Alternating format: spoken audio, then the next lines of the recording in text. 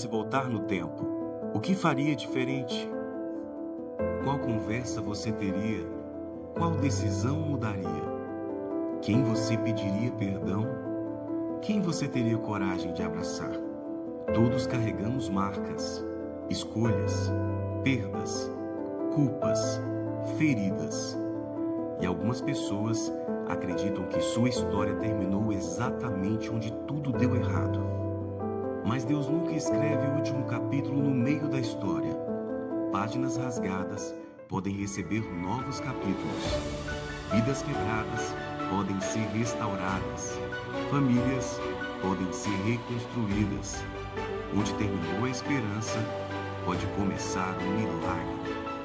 Neste mês, queremos caminhar com você. Não importa onde você parou. Não importa o quanto você caiu. Não importa quanto tempo ficou distante, porque o Deus da Bíblia continua especialista em recomeços. E se você pudesse... Você caiu, não importa quanto tempo ficou distante, porque o Deus da Bíblia continua especialista em recomeços. Amém, glórias a Deus. Cumprimento a amada igreja com a paz do Senhor. Amém, meus irmãos? Nós estamos numa série falando a respeito de quê? Recomeços. E nessa noite de hoje, irmãos, nós vamos falar a respeito de recomeço, onde nós encontramos pessoas paralisadas pelas crises. Crises silenciosas que às vezes têm paralisado até mente os crentes, aquelas pessoas que acreditam, que confiam e sabem do poder de Deus. Mas as crises têm sido tão frequentes nas suas vidas, de maneira que elas têm paralisado e tirado a esperança da vida dos crentes.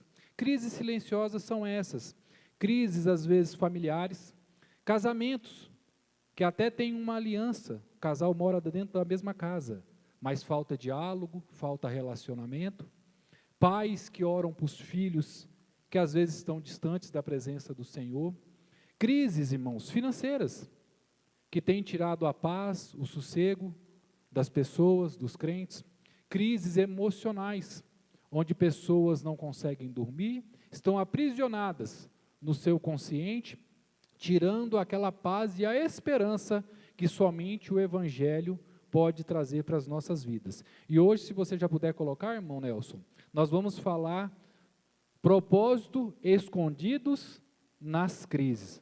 Já foi feita uma leitura de Romanos 8, do versículo 18 até o versículo de número 26. Mas eu gostaria de dar ênfase a dois versículos aqui muito importantes para esse tema, que é o versículo 28 e o versículo de número 29. Diz assim a palavra do Senhor: e sabemos que todas as coisas contribuem juntamente para o quê? Para o bem, daqueles que amam a Deus, daqueles que são chamados pelo seu decreto, amém?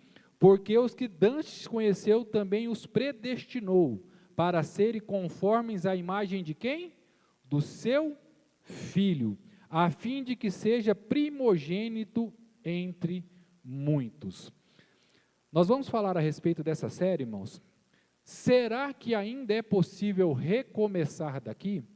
Depois de uma decepção, depois de uma oração não respondida, depois de uma crise financeira que tem tirado a sua paz, será que é possível recomeçar desse ponto?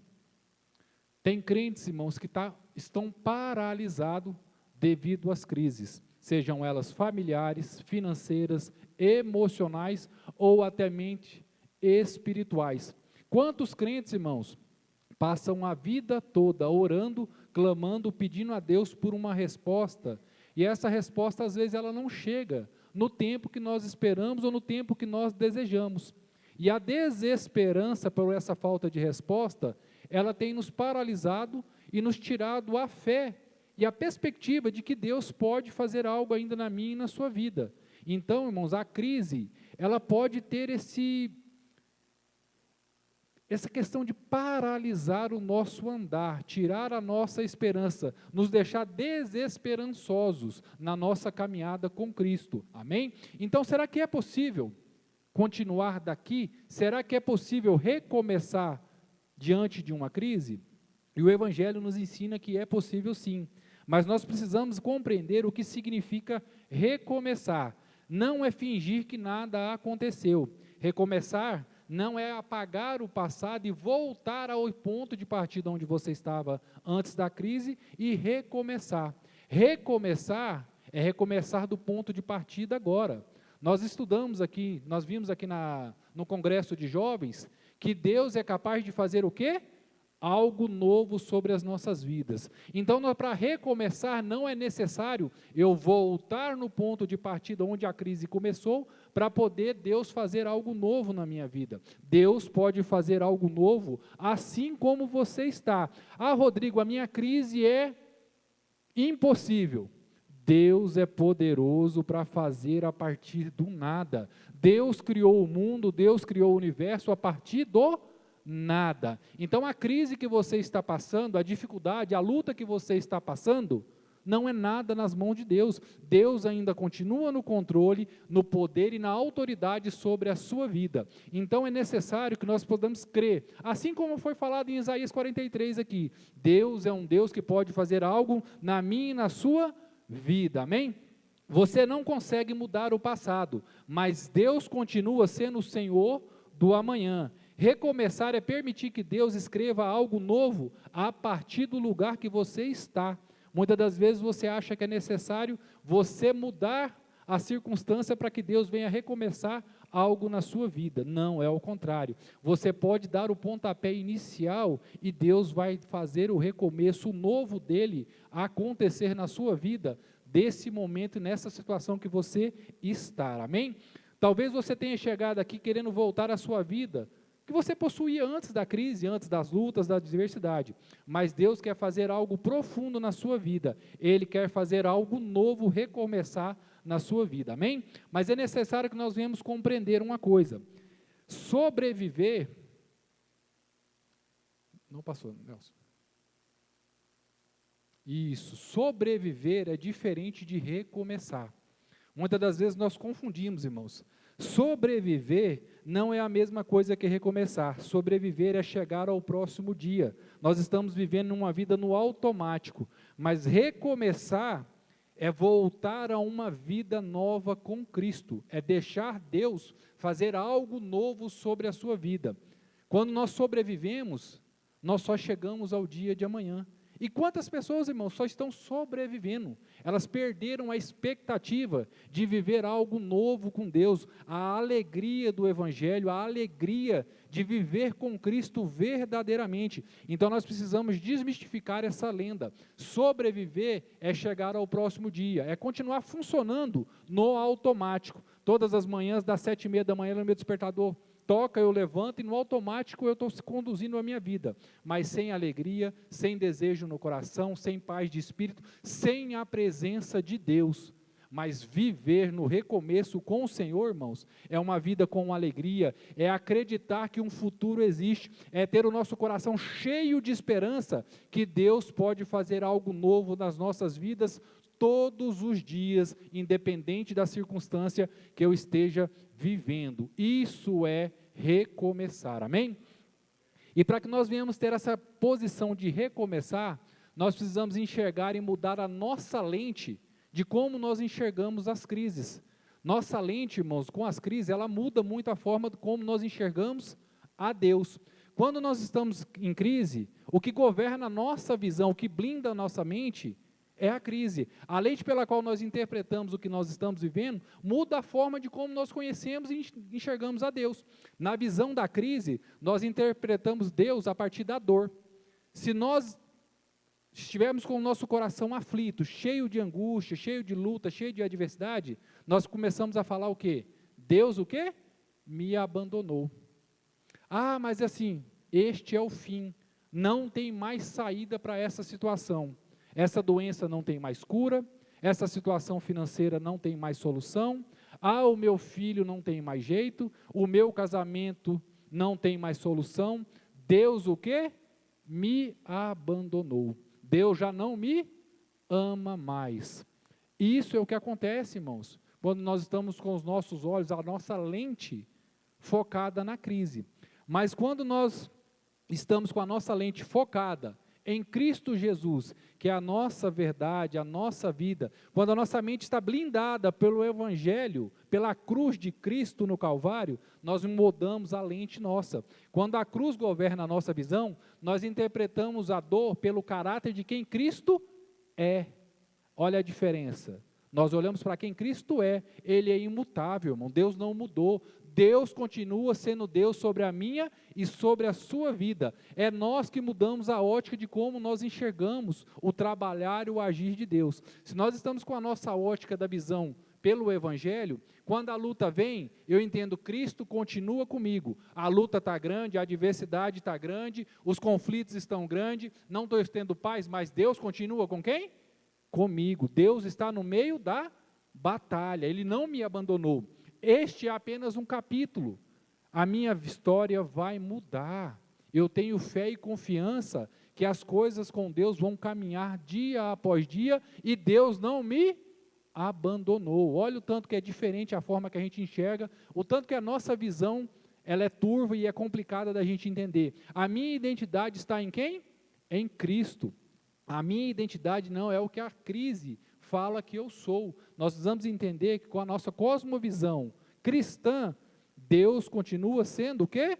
Deus. E quando nós estamos focados com Deus, nós pedimos sabedoria e Deus derrama sabedoria do céu. Então nós precisamos ter a nossa cosmovisão, a nossa lente cristã focada em quem Deus é, não em como as circunstâncias vão dizer como Deus pode agir sobre a minha vida ou não. Independente da circunstância que eu estou passando, a minha fé ela não pode ser abalada. Deus continua sendo Deus, independente das circunstâncias que eu estou vivendo. Amém? Glórias a Deus. Quando nós vamos para o texto aqui, se você observar no Romanos 8, nós vamos ter alguns pontos que me chamou bastante atenção. Se nós observarmos aqui no 22, porque sabemos que toda a criação faz o quê? Geme. Se nós olharmos no 23, e o Espírito também gememos. E se nós olharmos lá no 26, da mesma maneira também o Espírito Santo ajuda as nossas fraquezas, porque não sabemos o que havemos de pedir, como convém, mas mesmo o Espírito Santo intercede por nós com o quê? Gemidos inexprimíveis. Irmão, tem 3 gememos aqui, e Paulo traz esse ponto do gememos aqui, comparando com dores de quê? De parto. Irmão, isso aqui é uma autorresponsabilidade que Paulo traz para nós, que ele vai falar que o crente vai sentir dor sim, nós vamos gemer de agonia nas crises, nas lutas, e isso não é errado, meu querido irmãos. Nós sofremos com as lutas, nós sofremos com as angústias, com as adversidades. Quando Paulo fala aqui que nós gememos, Paulo está falando com autoridade. Foi Paulo que escreveu a carta aos Romanos. Quando nós falamos que Paulo escreveu aqui, irmão, não estamos falando de alguém que não sofreu. Paulo não escreveu de uma sala, de um escritório, de um ambiente agradável, não. Nós vamos dizer que Paulo sofreu açoites, foi preso, foi caluniado. Paulo sofreu, então, nós vamos dizer que a palavra nasceu não num conforto, a palavra de Paulo aqui nasceu de uma fé que sobreviveu a prisões. Paulo sofreu todas essas crises. Quando ele fala que gememos, ele está falando de si mesmo, ele sabe que ele gemeu pelo Evangelho, pelas lutas e por Cristo Jesus. Então, nós temos o direito de sofrer sim com as nossas crises, mas nós não podemos ficar o quê? Estagnados, paralisados nas nossas dores. Nós podemos sim sofrer, sentir elas, gemer mesmo realmente, porém, nós sempre precisamos estar com os nossos olhares voltados e focados em Cristo, porque Paulo fala aqui também que sabemos, quando ele fala sabemos aqui, ó, no 28 ele vai falar, ó, no 22 primeiro, porque sabemos que toda a criação geme. Depois do 28 ele também vai falar assim, ó, sabemos que todas as coisas contribuem juntamente para o bem. Ele está afirmando que ele sabe que tudo o que acontece na vida dele, independente da luta, da adversidade, da dor, ele sabe, ele tem uma certeza, ele tem uma convicção que Deus está presente na adversidade. E assim também é na minha e na sua vida. Nós passamos lutas diárias na nossa família, na nossa casa, lutas diárias no nosso financiamento, na nossa vida financeira. Hoje nós estamos muito falando a respeito de emoções. Nós passamos lutas e adversidades emocionais, mas uma certeza nós temos e sabemos que Deus é conosco e Ele continua sendo poderoso sobre a minha e a sua vida. Não são as circunstâncias que vão determinar o poder de Deus sobre a minha vida e a sua vida, amém? Glórias a Deus. E também tem um outro ponto que ele fala aqui, ó, porque estou certo. Esse estou certo, estou bem certo, já está lá no 38, ó, porque estou certo que nem a morte, nem a vida, nem os anjos, nem os principados, nem as potestades, nem o presente, nem o porvir. Vai fazer o quê? Separar ele do amor de quem? De Deus. Irmão, nada vai nos separar do amor de Deus. Então nós estamos o quê? Estou bem? Certo. É uma certeza absoluta que nada pode nos separar do amor de Deus. Paulo está afirmando isso aqui, tá bom? Então, quando ele fala a respeito disso, ele está afirmando para nós que nós estamos nessa situação. E nós vamos continuar aqui nesses capítulos. Quando nós passamos aqui para o tópico 1, Deus continua trabalhando mesmo quando você não consegue ver. Irmãos, não é porque nós não estamos conseguindo enxergar Deus na luta, na adversidade, que significa que Deus não está trabalhando. Muitas das vezes nós estamos clamando, estamos orando, Deus não responde à nossa oração, nós estamos em silêncio, a circunstância ao nosso redor não muda, mas não confunda a circunstância não mudar com Deus parando de agir e cuidar da sua vida. Mesmo que pareça que Deus não está vendo, Deus continua no controle da situação. Deus continua trabalhando, mesmo quando você não consegue ver, amém? Deus não precisa ser o autor da crise para continuar sendo Senhor sobre ela. Irmãos, nem todas as crises que acontecem sobre as nossas vidas, foi Deus quem criou, mas Deus, Ele permite, e mesmo nessa permissão, Ele tira proveito, Ele aproveita as circunstâncias que acontecem sobre as nossas vidas, para poder moldar o seu caráter sobre nós. Então Deus não vai criar a dor, Deus não tem prazer em ver os seus filhos sofrendo, mas se nós estamos diante de uma crise, Ele vai aproveitar essa crise para trabalhar algo na minha e na sua vida. Então nós precisamos entender que a nossa cosmovisão, a nossa lente tem que estar dessa forma. Quando eu não entendo o que Deus está fazendo, ainda posso confiar em quem Deus é. Eu posso não entender o que está acontecendo na minha vida hoje, mas eu posso confiar em quem Deus é. Ele continua sendo Deus sobre a minha vida e sobre a sua, independente da circunstância. Deus continua soberano, mesmo diante daquilo que não parece bom. A dor não é boa, irmãos, a luta não é boa, não é bom, sofrer não é gostoso. Paulo não está afirmando aqui que a luta é boa, que a dor, o sofrimento é bom, mas nós precisamos entender que mesmo na dor, Deus vai trabalhar em prol dos seus filhos, amém? E essa promessa, irmão, ela possui um destinatário. Se nós olharmos aqui, ó, sabemos que todas as coisas cooperam para o bem daqueles que amam a Deus. Então, irmãos, aqui não é uma promessa de otimismo, tem uma condicional, tem um destinatário, tem um propósito nessa que ele coopera. Ele não, a frase aqui não é essa frase de coach otimista, não, irmãos. É uma frase que tem um propósito e um destinatário objetivo. Não é otimismo barato, não. A palavra do Senhor que fala que todas as coisas contribuem juntamente para o bem daqueles que amam a Deus, daqueles que são chamados diante do seu propósito. Então tem uma condição e um destinatário bem específico, tá bom? Então ele fala bem isso. A promessa não é que tudo terminará do seu jeito. A promessa é que Cristo tem poder para tornar tudo aquilo que é impossível em um seu propósito. Irmãos, a palavra do Senhor aqui é bem clara. A promessa não é que tudo vai terminar bem do jeito que a gente espera, mas mesmo assim Deus vai transformar aquilo que parece mal aos seus olhos em algo para o propósito do reino de Deus, não para mim. Amém? Aqui nós vamos olhar aqui, se vocês recordarem, na última série eu ministrei a respeito de José do Egito. A palavra do Senhor fala que José, ele foi jogado no cativeiro, nós vemos ele aqui na cisterna, nós vemos ele na prisão, nós vemos José passando por um período de luta e de adversidade muito grande. Se José encerrasse o capítulo da sua vida, quando ele foi jogado no poço pelos seus irmãos, ele não teria vivido a glória de Deus lá na frente, no palácio. Ele estava vendo o quê? Um capítulo da sua vida, ele não estava vendo o que Deus estava vendo. Enquanto José via um capítulo, Deus via a história todinha, ele estava conduzindo toda a história na sua soberania. Não pare a sua vida hoje no capítulo que a crise está impondo sobre a sua vida. Há uma esperança, há uma alternativa. Deus ainda está no controle da situação, amém? Glórias a Deus. E nós vamos entender, irmãos, que aqui quando nós falamos aqui nesse ponto, nós vamos ver que Romanos 8, 26 diz que o Espírito Santo faz o quê?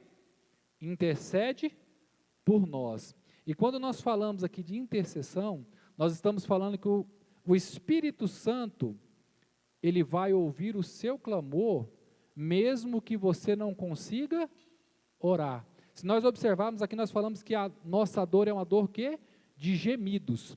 Mesmo quando nós gememos com gemidos o quê? Inexprimíveis, Deus entende o que nós estamos sofrendo. Nós precisamos entender que Paulo está conduzindo, que o Espírito Santo, ele intercede e entende. Existem crises tão profundas que atingem a nossa capacidade até de orar. Quantas vezes, irmãos, você está sofrendo, lutando, na sua angústia, que você consegue dobrar os seus joelhos e você não tem nada para falar com Deus? Irmãos, isso é comum na vida do cristão. Fala, Rodrigo, eu estou imune disso. Não está, meus irmãos. O ano passado eu passei uma das maiores crises da minha vida. Irmãos, tinha dias que eu não podia chorar na minha casa para ninguém ver. Porque homem tem essas besteiras, né, de não querer deixar ninguém ver a gente sofrer. Eu entrava dentro do banheiro, irmãos, eu dobrava meu joelho, eu chorava, mas eu tinha vontade de falar com Deus, mas não saía nada. A crise, a dor era tão grande que fugiu do meu controle até as palavras. E quantas das vezes, irmãos, nós nos encontramos nesse tipo de situação? A crise ela é tão grande, a pressão é tão forte sobre as nossas emoções, que nós não temos condições de orar, de clamar a Deus. Mas a palavra do Senhor aqui, ela nos afirma que mesmo quando nós não sabemos o que falar e o que pedir a Deus, Deus ouve e o Espírito Santo intercede por nós e Ele entende o nosso clamor, o nosso gemido, a nossa súplica. Então não fique você pensando que Deus não está ouvindo o seu clamor, que Deus não está vendo a crise, que Deus não está vendo a sua luta, que Deus não está vendo a sua situação. Deus continua no seu sublime e alto trono. Deus está com o controle da situação, das lutas, da adversidade da sua vida, nas palmas das mãos dEle.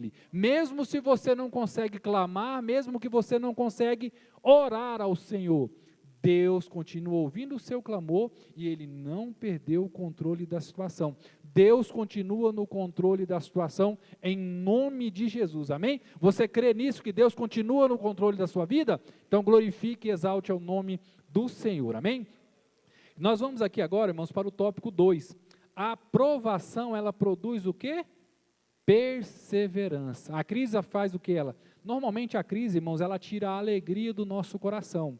Quando nós estamos em crise, em luta, em adversidade, nós nos abatemos, nós nos entristecemos, nós ficamos mais retraídos. E isso, ela tira algo de nós, ela perde o que? A nossa perseverança. A alegria não está na aprovação em si, está naquilo que Deus produz durante a prova. Se nós olharmos aqui em Tiago 1:3, nós vamos ver que a palavra do Senhor fala, aqui em 1:3,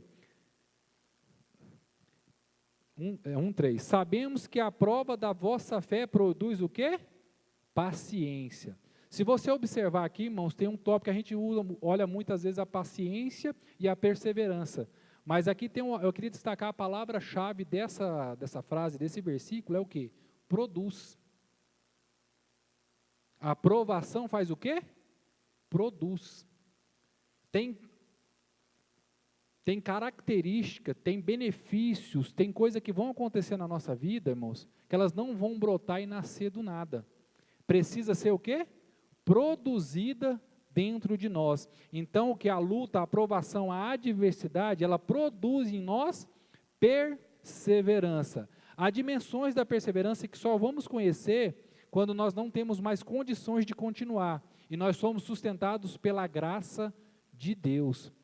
Quando nós estamos quase parando, irmãos, é a graça de Deus que vai nos sustentar e nos manter de pé. Tiago também deixa bem claro que a aprovação não é a mesma coisa que tentação.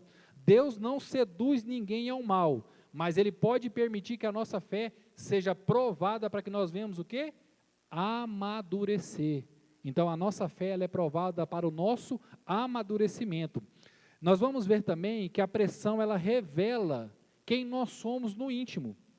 A pressão da crise sobre as nossas vidas, sobre as adversidades, ela vai revelar no íntimo quem eu sou. Se nós olharmos aqui o que o pastor Marcelo pregou na Santa Ceia, ele falou sobre Pedro. Pedro, ainda que todos me abandonem, eu nunca te abandonarei. Essa era a afirmação de Pedro para Deus, para Jesus. Ele afirmou, Jesus, mesmo que todos te abandonem, eu não vou te abandonar. Irmãos, foi a primeira prova que veio, Pedro negou a Jesus.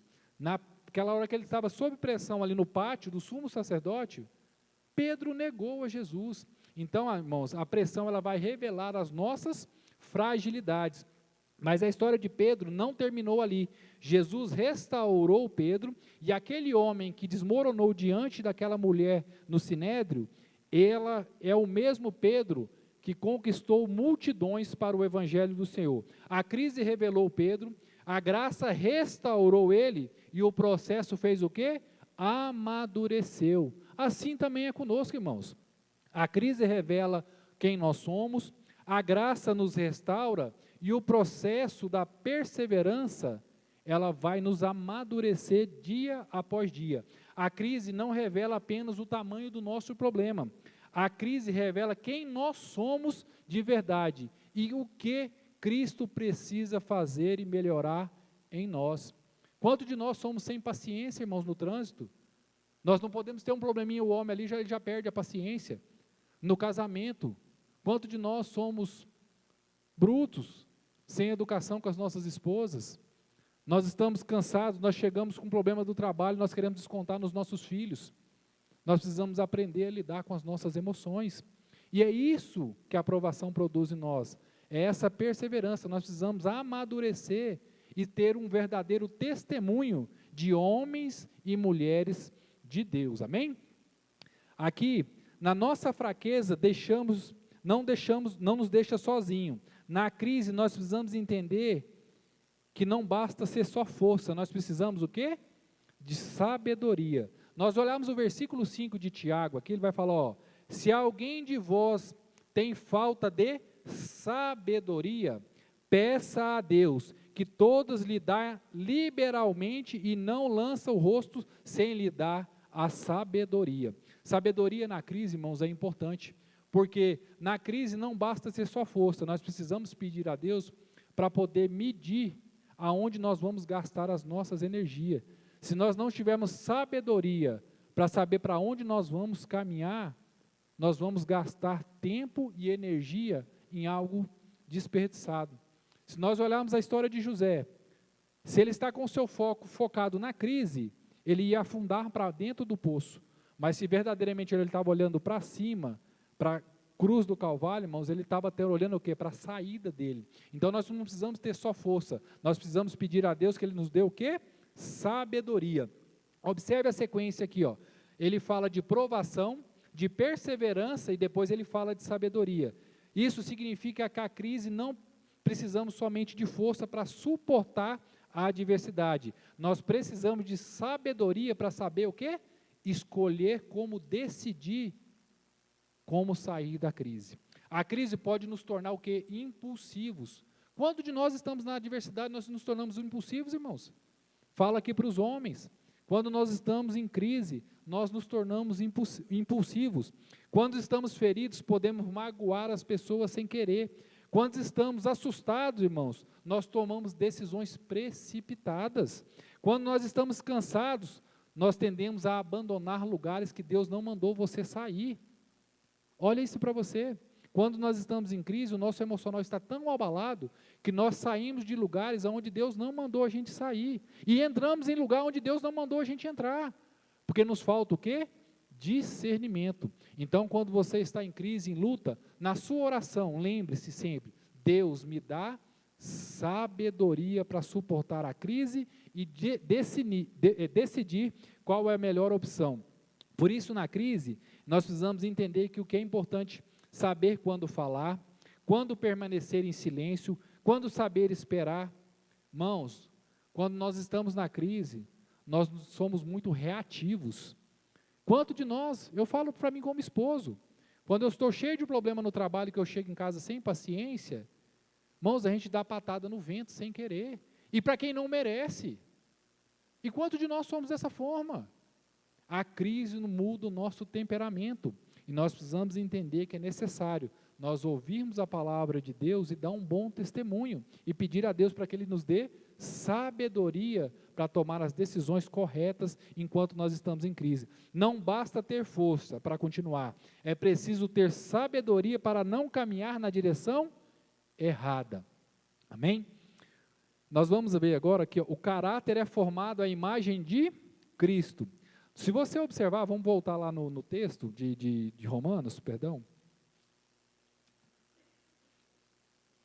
Romanos aqui, nós vamos ver aqui Romanos 8, 29. Ó. Eu vou ler o 28 e o 29 novamente para você entender o que eu quero dizer aqui. Ó. E sabemos que todas as coisas contribuem juntamente para o quê? Para o bem, daqueles que amam a Deus, daqueles que são chamados por seu decreto. Que bem é esse aqui de Romanos 28, meus irmãos? É Deus abrir uma porta onde não tem porta? É Deus restaurar a minha saúde? É Deus derramar uma bênção sem medida sobre a minha vida, uma bênção financeira? Pode ser sim, irmãos. Mas o bem que que Romanos está falando aqui, é nos moldar a imagem e a semelhança de quem? De Cristo. Se você olhar o 29 aqui, ele vai falar, ó, porque os que dantes conheceu também predestinou para ser o quê? Conforme a imagem do seu Filho. O bem aqui, irmãos, não é Deus dar aquilo que nós queremos, é Deus nos tornar a semelhança de Cristo, de seu Filho.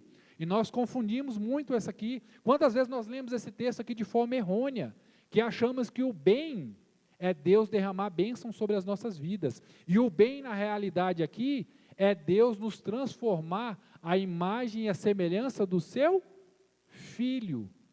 Não tem bênção maior na minha e na sua vida, irmãos, do que nós sermos o que? Comparados à imagem e à semelhança de Cristo. Isto é o bem que Deus espera sobre a minha e a sua vida, nos tornarmos cada dia mais parecidos com Cristo.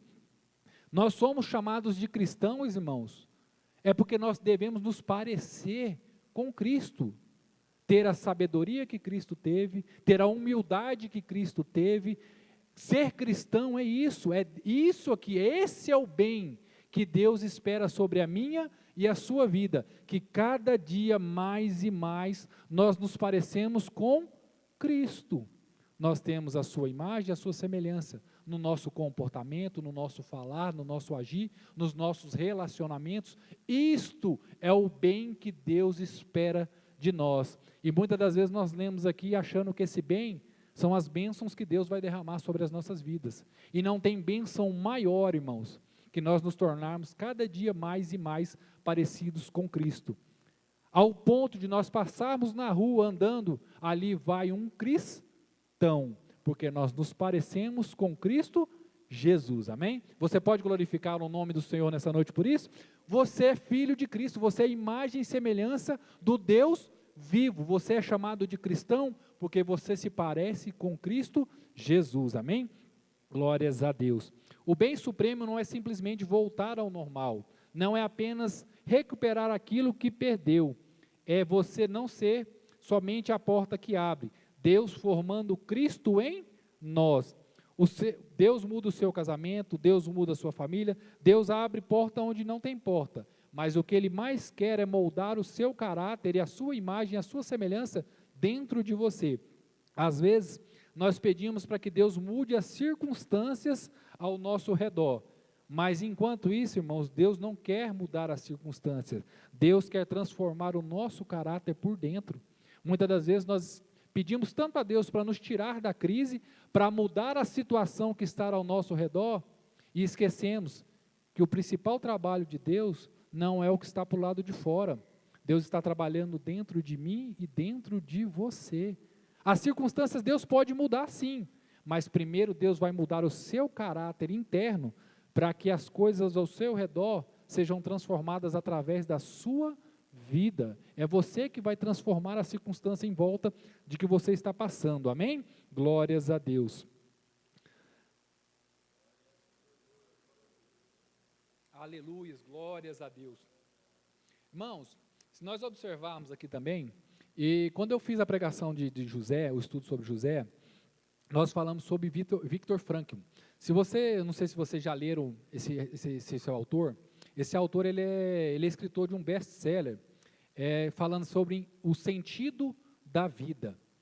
Esse livro, irmãos, ele é muito bom, tá? Ele é um excelente livro para você ler. Se depois vocês não tiverem, eu tenho ele em PDF, se vocês precisarem, me procurem. Esse livro, ele fala de um autor que ele foi o autor que inventou a logoterapia, tá bom? Ele fala muito de encontrar um sentido na vida no meio das crises. Esse autor aqui, irmãos, ele sobreviveu ao Holocausto, ele ficou preso ali nos cativeiros naquela questão, e ele sobreviveu. Ele fala sobre a experiência das circunstâncias extremas de sofrimento e destacou a importância do porquê para sustentar qualquer como. Ele fala muito a respeito de encontrar um sentido nas dores, nas lutas, para poder sobreviver. Ele fala de um propósito. Mas o Evangelho, ele nos mostra que Deus não está conformada com a situação. Ele quer moldar Cristo em nós. Então, Paulo, ele traz algo além disso. Mais do que conhecer um propósito, é fazer Cristo ser formado em nós. Quando José entendeu que Deus estava nos bastidores, a crise deixou de ser apenas sofrimento e passou a ter um propósito. Quando nós passamos a mudar a nossa cosmovisão e entender que Deus está trabalhando nos bastidores da minha e a sua vida, nós começamos a enxergar com a lente e nós encontramos um propósito nesse sofrimento, nessa luta e nessa adversidade. E quando isso acontece, irmãos, algo em nós começa a ser reacendido. É o quê? É aquela perseverança e a esperança volta a nascer no nosso coração. Deus não está interessado em apenas aonde você vai chegar. Deus está profundamente comprometido em quem você vai tornar depois da crise. Deus não está preocupado em derramar bênçãos materiais sobre a sua vida. Deus está preocupado no caráter que Ele está formando sobre você, em quem você está se tornando, amém? O primeiro sinal de recomeço nem sempre é uma porta aberta, às vezes é um coração que voltou a acreditar que Deus é capaz de fazer algo sobre as circunstâncias, sobre a adversidade, amém? Quando nós falamos aqui, no tópico 4, que já para a gente ir para a conclusão, que já deu 9 horas, nossa esperança futura está em quem? Em Cristo. A primeira coisa que acontece, irmãos, quando a crise vem, quando a pressão acontece sobre a nossa vida, quando as lutas vêm, primeira coisa que nos tornamos é o quê? Desesperançosos. Se a luta é muito grande, a primeira coisa que nós perdemos é o quê? A esperança. A crise pertence ao tempo, mas a nossa esperança aponta para o quê? Para a eternidade. As crises, as lutas, as adversidades que nós passamos nesse mundo terreno, irmãos, ela tem um tempo limitado. Quando nós olhamos aqui para a nossa esperança que se chama Jesus Cristo, nós estamos olhando para uma vida eterna. É algo, hoje nós passamos por lutas e adversidades que são o quê? Passageiras. E nós estamos caminhando para uma vida na eternidade com Cristo Jesus. Então isso, irmãos, é importante nós entender, nenhuma oposição, nenhuma circunstância ou poder criado possui a autoridade para frustrar os propósitos de Deus sobre a minha e sobre a sua vida. Romanos 8:32 fala que aquele que não poupou quem? Seu próprio filho. Se você olhar esse texto de Romanos 8 aqui, do 18 até o 38, irmãos, tem muita revelação de Deus aqui. Quando nós vemos aqui, no 32, ele fala, aquele que nem mesmo seu próprio filho poupou, antes o entregou por todos nós, como nós nos dará também ele todas as coisas. Irmãos, ele fala que nós vamos passar por crise, ele fala que nada vai separar-nos do amor de Deus, e ele fala, irmãos, que ele não nos abandonou, que Deus continua nos amando. Quanto de nós aqui, irmãos, entramos nas crises, nas lutas, nas adversidades e perguntamos: Senhor, o Senhor ainda me ama? Aonde o Senhor está na minha luta? Aonde o Senhor está na adversidade? Quanto de nós, irmãos, estamos quando pegamos uma doença mais séria, quando estamos sofrendo com a luta, com a dor do luto, e questionamos: Deus, aonde o Senhor está? O Senhor me abandonou? O Senhor parou de me amar? Aqui a palavra do Senhor nos afirma que Ele nos ama, que Ele não poupou nem o seu único filho. Por o quê? Por amor da minha e da sua vida. Olha o tamanho do amor de Deus por mim e por você. Nós não podemos questionar a Deus pelo seu amor. Quando as circunstâncias confundirem a sua leitura de quem Deus é, olhe novamente para a cruz. Quando você se confundir e falar: Deus, aonde o Senhor está? O Senhor ainda me ama? Olhe para a cruz, olhe para o sacrifício de Cristo. Deus te amou de tal maneira que Ele não poupou o seu único filho, por amor da sua vida. Não deixe que a crise venha tampar a sua visão de quem Deus é e do amor que Deus tem sobre a sua vida. Amém? A crise não define a sua identidade. Nós olhamos Romanos 33 aqui, quem entenderá a acusação contra os escolhidos de Deus? É Deus quem o quê? Nos justifica. Irmãos, por que Paulo fala isso? Na crise, irmãos, nós somos tentados a ouvir e acreditar em rótulos que são derramados sobre as nossas vidas. Quando nós estamos em crise, vai falar que ali produz rótulo, ali vai um fracassado, ali vai um rejeitado, ali vai um derrotado, ali vai um abandonado. Irmãos, a crise pode até te acusar dessas coisas, mas quem te justifica é quem? É Deus. Não deixe que a sua identidade em Cristo seja alterada pelos rótulos que as crises colocam sobre as nossas vidas. Nós somos mais que o quê? Vencedores em Cristo Jesus. Nós podemos estar sim sofrendo com lutas, com adversidades, mas nós somos o quê? Mais do que vencedores em Cristo Jesus. Nada vai tirar essa identidade de filho de Deus de você. Você pode estar passando por um momento de fracasso financeiro, de uma luta no seu casamento, de uma adversidade, mas a sua identidade é de filho de Deus. Você tem um pai, você tem uma identidade em nome de Jesus, amém? Glórias a Deus. E todas essas coisas nós vamos ver ali em 37, observa, sem estas coisas, mas Deus fala em todas as coisas, nada nos separará do amor de Deus. Atravessar a batalha, a vitória não é apenas quando Deus muda o cenário, é quando o cenário não consegue mudar quem Deus é sobre as nossas vidas. Nós chegamos ao ponto, irmãos, de às vezes de colocar o gigante tão grande, que nós começamos a colocar o gigante maior do que Deus. A luta é tão grande, a adversidade é tão grande, a crise é tão grande, que nós olhamos de um ponto de vista para ele, nós colocamos ele maior do que o poder de Deus. A circunstância pode ser impossível, mas ela nunca vai ser maior do que o Deus ao qual nós servimos, ao Deus que te chama de filho, o Deus que você tem um pai, e esse pai, irmãos, ele está cuidando da sua vida, ele não perdeu o poder, então ele continua, independente do tamanho da luta, da adversidade, Deus continua sendo Deus, amém? A crise pertence ao tempo, mas a nossa esperança pertence à eternidade. A nossa esperança em Cristo aponta para a glória eterna do Senhor, amém? Aleluia, Jesus. Aqui para a gente poder já caminhar, para poder encerrar, a sexta-feira não era o fim, o túmulo não reteve Jesus. Os homens enxergaram o túmulo de Deus, os homens enxergaram o túmulo, mas Deus enxergava o quê? A ressurreição. Irmãos, por que eu coloquei esse ponto aqui? Se nós observarmos, Jesus também passou por crises terrenas. Se nós olharmos aqui, Judas traiu, Pedro negou, os discípulos deles que andavam com ele, irmão, falou que não ia abandonar ele, na hora do aperto lá, fugiram. Os líderes conspiraram contra ele, os soldados humilharam, Cristo foi crucificado, morreu e foi o quê? Sepultado. Se os discípulos olharem só para esse dia da sexta-feira, eles poderiam falar, acabou. Para eles, irmãos, acabou. A esperança dos discípulos ali estava o quê? Encerrada. A maior crise dos discípulos que andavam com Jesus aconteceu na sexta-feira. Eles olhavam ali, Jesus morreu, a nossa esperança palpável, porque, irmãos, naquela época a esperança era uma esperança viva, que eles viam, que eles conseguiam palpar, e era Jesus.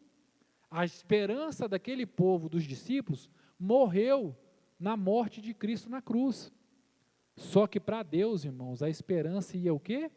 Ressuscitar ao terceiro dia. Então a sexta-feira não ditou o propósito de Deus. Se os discípulos olhassem só para a sexta-feira, eles não conseguiam enxergar a redenção no domingo. Eles não conseguiam enxergar a ressurreição de Cristo. Mas Deus, irmãos, sabia de todo o propósito. A cruz não parou Jesus. A morte não parou Jesus. Você acha mesmo que a sua luta, a sua adversidade, vai parar Deus sobre a sua vida? Não, meus irmãos. Deus continua sendo Deus. O mesmo Deus que ressuscitou, que venceu a morte, é o Deus que cuida da sua circunstância, é o Deus que cuida da sua adversidade, é o Deus que cuida da sua saúde, das suas lutas, é o Deus que está ouvindo as suas orações quando você tranca a porta do seu quarto. É esse Deus que venceu a morte, que quando você dobra o joelho lá no seu quarto clamando pelo seu casamento, pela sua família, pelos seus filhos, é esse Deus que ouve o seu clamor, que ouve a sua súplica, e Ele atende as suas orações, irmãos. Creia que Deus continua sendo Deus, e Deus tem milagre para a sua vida, Deus tem milagre, Deus tem sobrenatural sobre a sua casa. Rodrigo, meu casamento está em crise. Deus tem solução para o seu casamento. Meu filho está desviado da presença do Senhor. Entregue nas mãos do Senhor. Deus tem um caminho de vitória para o seu filho. Irmão Rodrigo, eu estou com uma questão de saúde muito complicada. Deus é o médico dos médicos. Rodrigo, eu estou precisando de uma porta de emprego. Deus é o dono do ouro, é o dono da prata, é Deus quem abre porta, irmãos. É Deus quem tem o controle da sua vida, é Ele quem tem a chave da vida e da morte, amém? Glórias a Deus. Jesus ressuscitou, e é por isso, irmãos, que nós falamos que Jesus vive no nosso meio. Nem o pecado, nem a morte, nada pode separar você do amor de Deus, amém? Glórias a Deus. E quando nós vamos falar aqui, nós vamos além desse tema, irmãos, nós vamos ver que em caminho de Emaús, quando a crise fere o quê? A esperança. Nós vamos ver nessa cena aqui de Lucas, irmãos, 2 homens, 2 discípulos, caminhando com Jesus. A esperança viva estava com eles. Eles caminhavam com a esperança. Eles estavam tão desesperançosos que eles estavam falando para Jesus que eles se recordavam dele mesmo.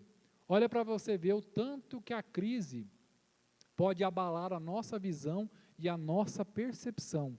2 discípulos caminhando com Jesus, falando de Jesus para ele mesmo, e não conseguiam perceber que a próspera esperança que para eles tinham acabado, estava ali ouvindo eles falar que Cristo havia morrido, e o que eles esperavam dele, tinha morrido também. Mas irmãos, nós precisamos entender, que nós, se você observar no texto, fala, nós o que? Esperávamos. No passado, eles ainda possuíam a memória e se lembravam que Jesus havia feito. O problema não era o passado. A esperança deles sobre o futuro estava o quê? Ferida. Irmãos, quando a gente fala do passado aqui, nós temos que entender que a nossa fé, ela não é moldada pelas circunstâncias.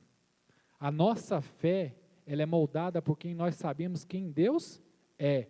Nós temos fé e acreditamos que Deus pode fazer algo sobre as nossas vidas, por quê?